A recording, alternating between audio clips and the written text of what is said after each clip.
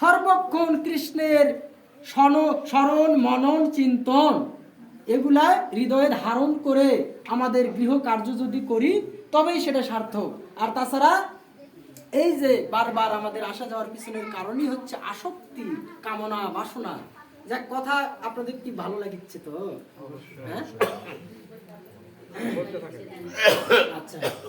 তো আমরা যখন কি কৃষ্ণ কেন্দ্রিক কামনা বাসনা যখন পোষণ করব, যে না আমার গৃহটাই গোবিন্দের, এই গৃহে আমি একজন কৃতদাস। কার কৃতদাস?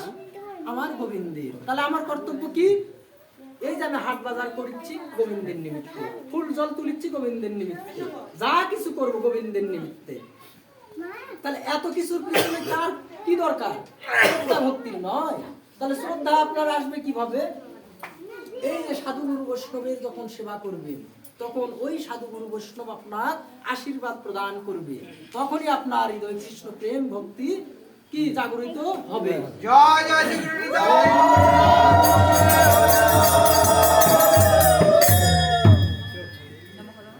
আর এই যে শ্রী গুরুদেবের কাছে সেই প্রেম ভক্তি আছে।